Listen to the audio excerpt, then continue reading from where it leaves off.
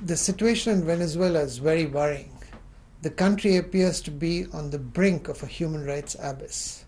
Now, many of us were pleased to see that at the turn of the century, Venezuela began to take steps to address the rights of the most marginalized, who had been discriminated against for a long, long while. Now, unfortunately, the government seems to have lost this historic opportunity.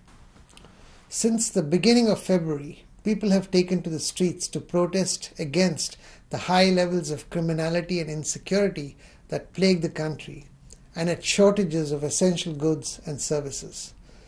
The government must address and deal with these protests, but without violating the human rights of all, regardless of their political convictions.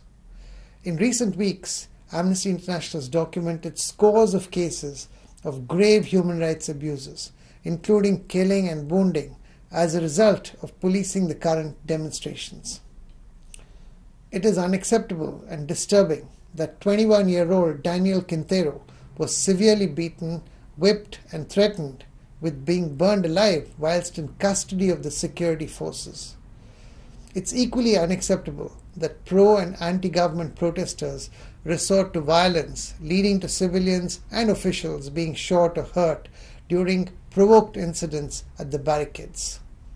We've also received worrying reports on the abuses committed by armed pro-government groups.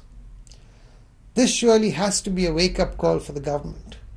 All the victims and their families deserve justice for the pain inflicted on them during these last few weeks. It's crucial that all these incidents are urgently investigated and those responsible are brought to justice.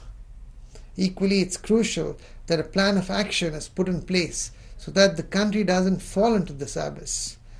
A human rights plan of action must be put in place to ensure that all rights are respected: civil, political, economic, social, and cultural.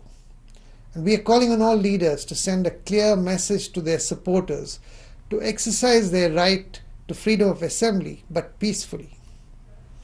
Amnesty International urges the government to send a clear signal that human rights violations are not going to be tolerated.